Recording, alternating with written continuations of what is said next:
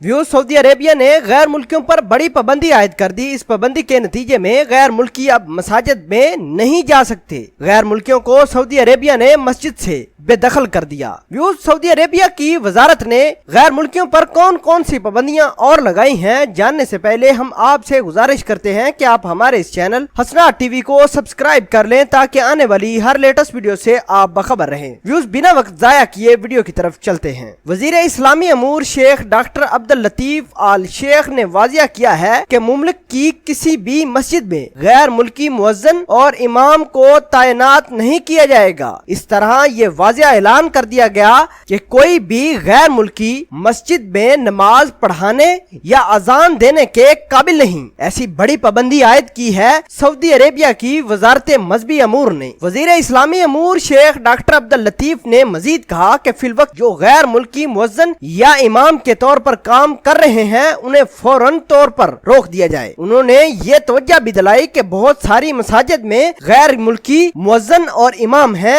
आइंदा के बाद हम किसी भी गैर मुल्की मुअज्जिन और इमाम को मस्जिद में अपॉइंट नहीं करेंगे। वजारत मजहबी अमूर का मजीद कहना था कि हमारे मुल्क में गलत रवाज चल पड़ा है कि जो काम भी करना हो गैर मुल्कियों से करवाया जाता है। यहाँ तक के नमाजें और अजानें भी गैर मुल्की देते हैं। आइंदा के बाद ये रवाज खत्म कर दिया जाएगा। मुमलिक में आइंदा कोई भी शख्स जिसका ताल्लुक बैरून मुल्क से हो वो इमाम मस्जिद और मुअज्जिन नहीं बन पाएगा। वो मशरकी रीजन में वजारत की शाख में मौजूद सहाफियों से गुफ्तगू कर रहे थे। अल शेख ने एक सवाल के जवाब में कहा कि वजारत के जिन एहलकारों के पास गाड़ी थी वो उन्हें गैर कानूनी तरीके से इस्तेमाल कर रहे हैं, उनसे गाड़ियां भी वापस ली जाएंगी।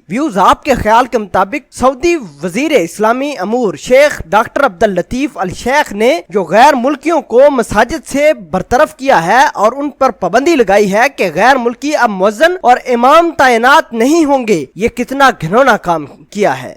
आप इस पूरी खबर के बारे में क्या कहते हैं और क्या इस तरह की पॉलिसियों से सऊदी अरब मॉडर्न कंट्री बन पाएगा या नहीं? कमेंट सेक्शन में अपना इजहार ख्याल जरूर पोस्ट कीजिएगा। मिलते हैं एक नई वीडियो में, तब तक के लिए आपसे इजाजत चाहते हैं। अल्लाह निगहबान।